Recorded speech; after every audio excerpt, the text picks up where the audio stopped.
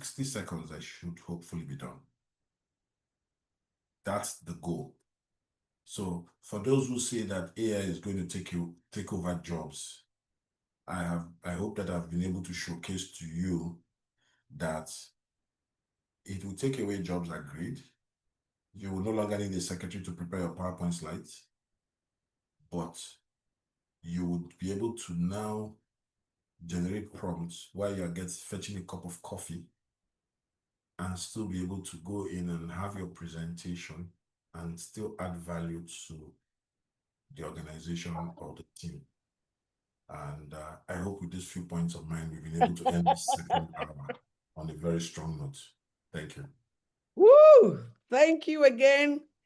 Wow. If you've made it this second session, even now I have learned. I didn't know this much before. I'm going to be a lot better. We have a lot of questions coming in here. Abdul Jalil Aderemi. Okay. We have quite a lot of questions. Sadia Bello, Olugbami Babatunde. Okay. Someone say, as a lecturer, please, how do you think our universities can utilize AI? And to what extent, I mean, classes, how do we allow the classes,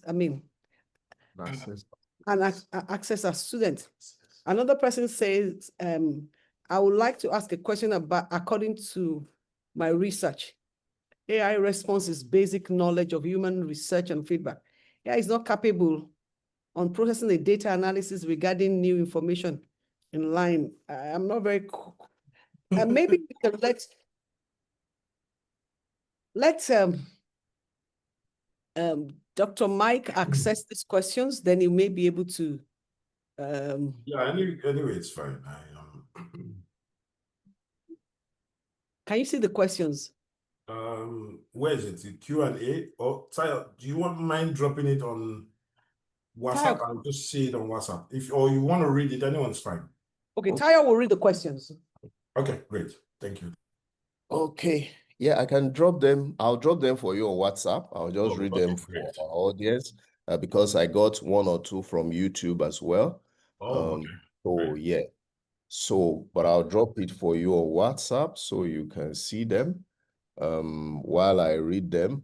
So I'll reshare my screen again for those who want to see, and maybe while go ahead with the question, I will just go to in video because I think the video is still generating. It's 5%, so it's not done yet. So I'd love for everyone to see that. So we're still good. Let me stop sharing for now so that we can take questions. Okay. Yeah, go ahead. Okay. Yes. So I'll read the questions. Sadia Bello asked most an hour ago that as a lecturer, how do you think our universities can utilize AI? I know you were talking about that, and to what extent, can classes be allowed and assess students using AI? And somebody, and she later added also that are there some specific prompts to be used in academia? What prompts are allowed in academics? And another academic question by Abdul Jalil says, how can AI help a researcher in academic field, especially in research publications? Let's start with the first few. Someone said, how can universities jump into this AI revolution?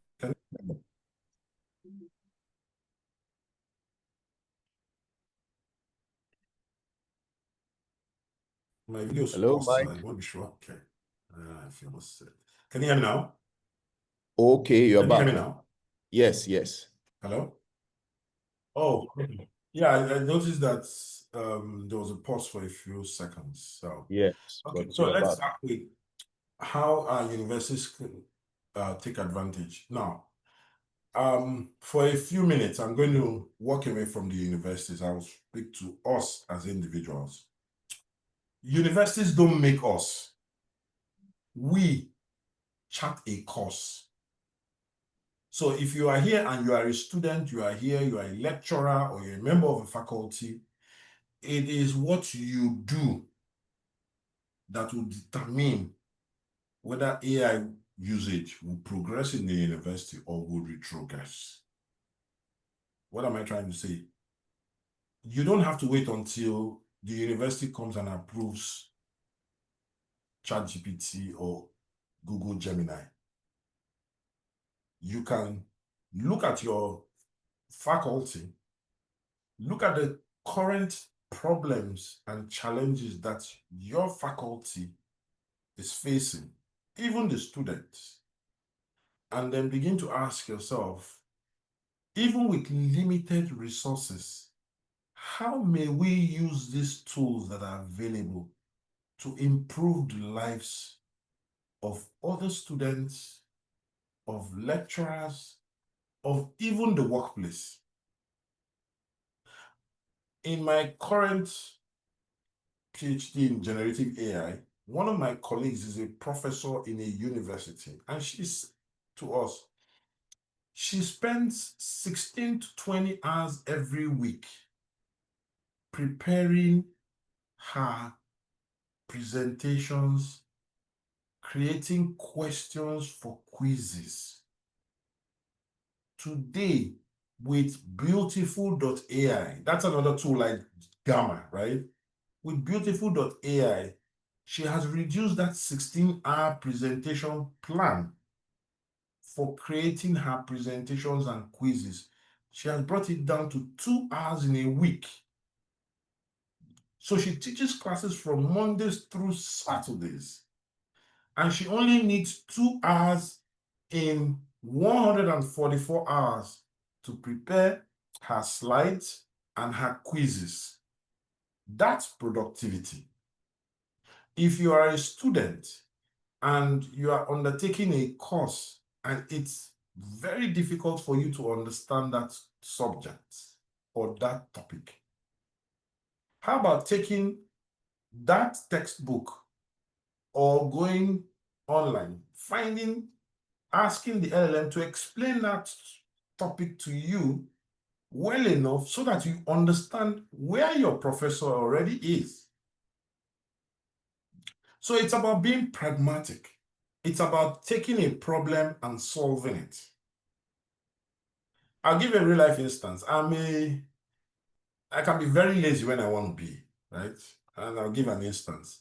If I don't systemize my life, I would be out of place in a lot of counts. And so one of the things I've done is that I've taken one of the things that I've never missed in the last 4 to 5 years. I've not missed waking up every day to study my holy book. How did I systemize it? All I did was I took a Bible, uploaded it into a large language model, and I crafted the model to every day give me a set of readings that would allow me to read the Bible over a 1-year period. So every morning between 7 a.m. to 9 a.m., I'm an early riser, so I usually typically wake up at 6 a.m., maybe do a run, ride the bicycle, or do some form of exercise. But between 7 a.m. to 9 a.m., I quickly log in, read my message for the day, and that helps me prepare. And well, ChatGPT came in 2022, so I was doing it manually before, right? Every day, I had a what do they call those things? Like a habit ticker, something you tick off. Oh, I've read Matthew 1, so I tick. I read Matthew 2, so I tick. But now with ChatGPT, all I need to do is once I come in, it has generated the messages for the day and has put it in a format that I can read it.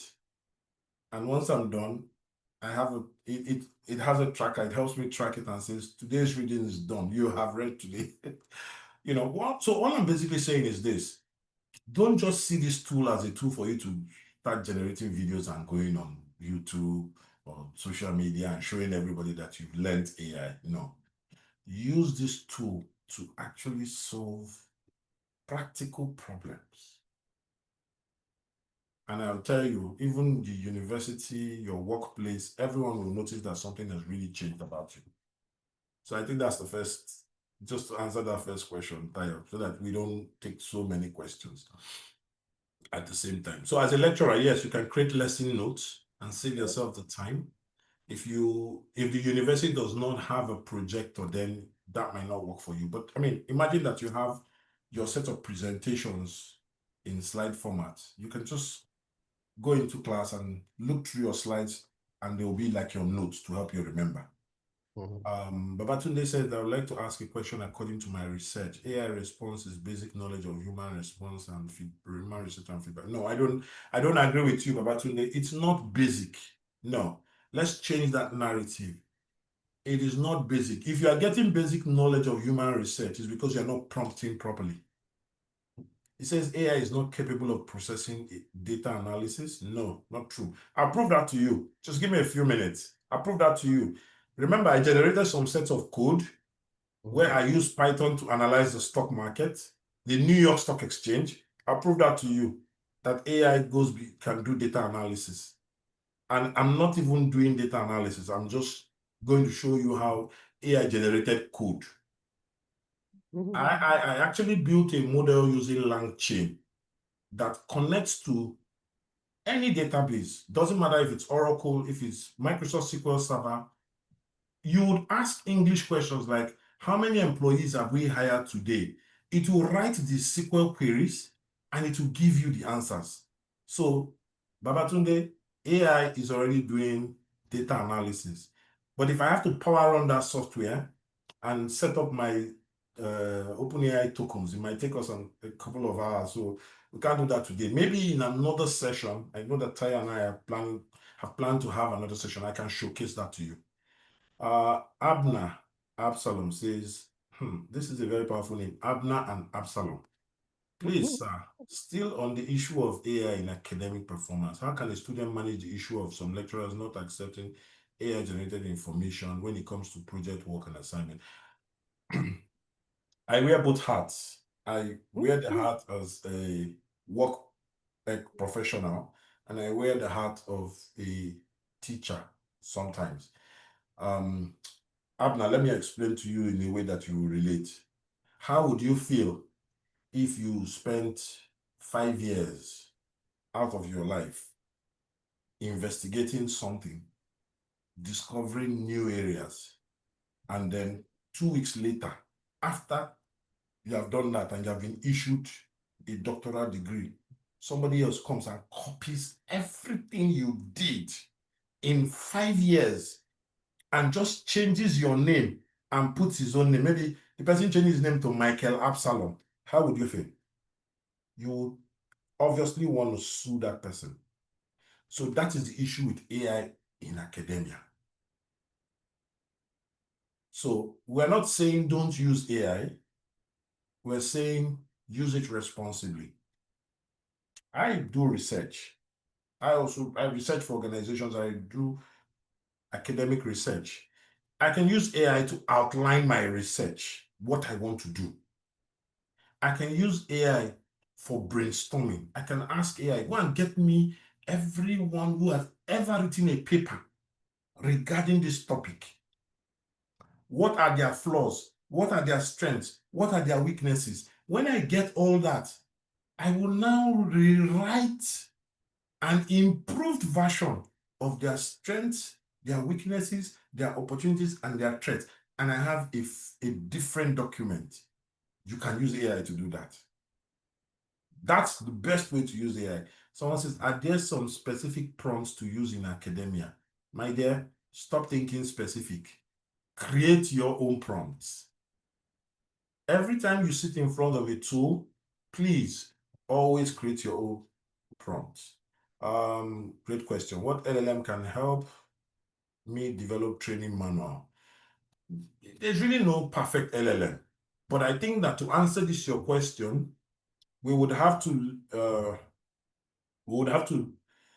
leverage retrieval augmented generation. Probably would maybe showcase that in the next session. RAG is basically a terminology that says, if you have all those training manuals that you want to develop, or you have an idea of what a training manual should look like, let's create and you can do this on ChatGPT, you can do this on Google Gemini and Cloud. We'll create a workspace. You upload all of those manuals into the large language model. Then we will now create context that would say, okay, this manual was written in 2000.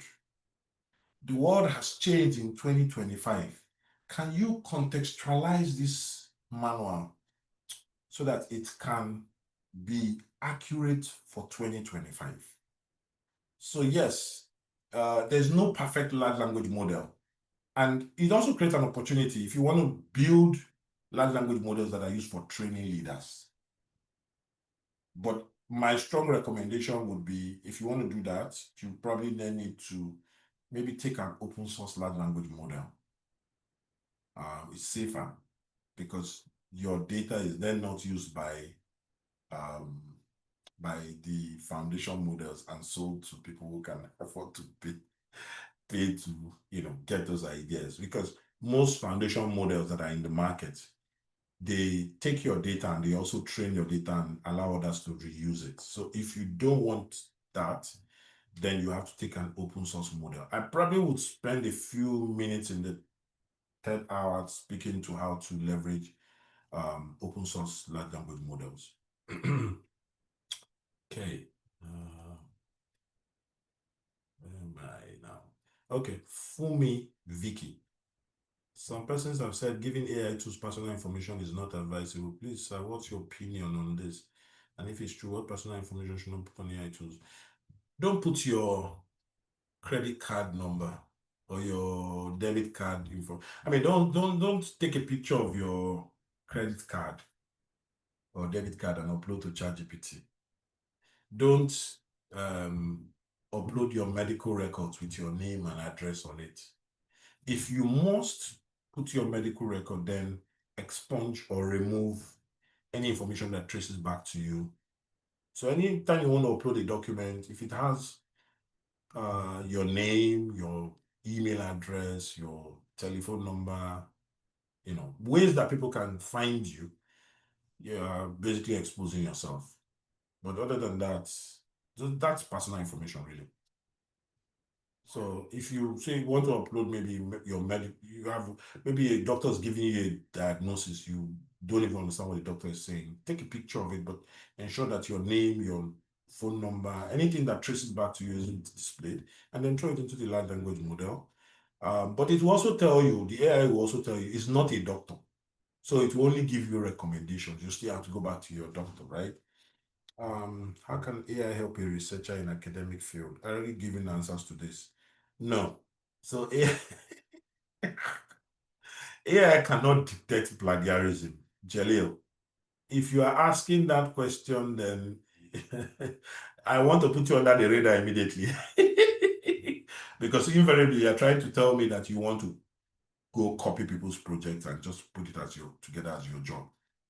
So AI wouldn't do that. AI would only allow you to it only generates content based on the context you give it. But you will now have to fact check and ensure that you're not plagiarizing people's work. Like I said already, I told Abner, how would you feel if after 5 years of writing a thesis and undertaking a research, somebody comes and copies your entire research and only changes your name to their name? So I'm sorry, Jalil, I can't help you.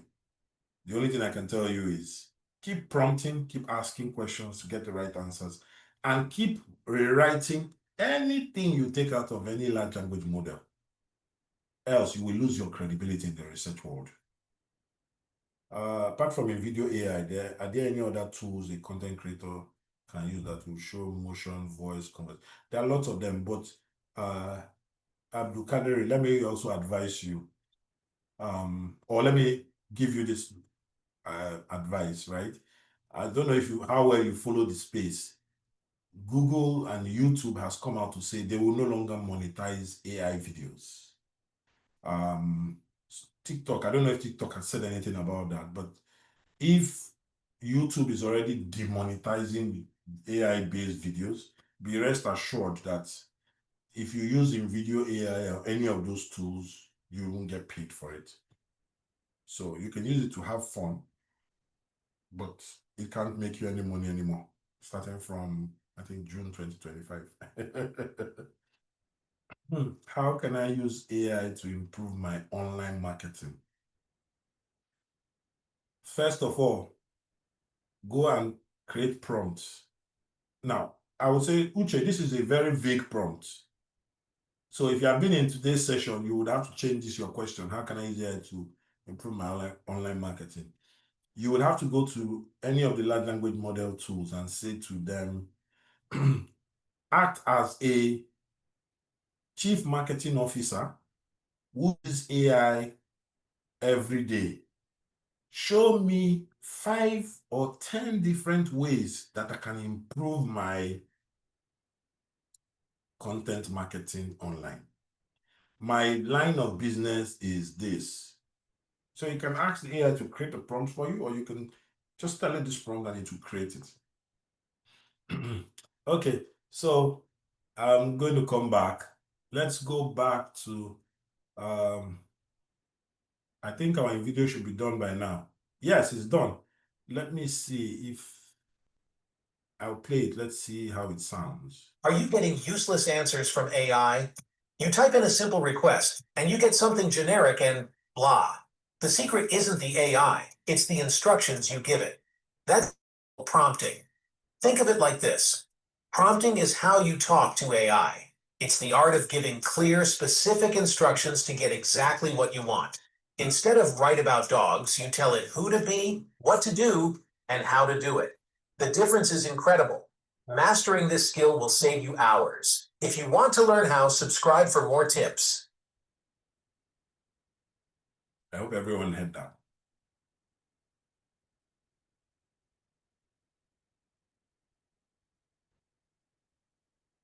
Okay, so I'm sure everyone heard that video.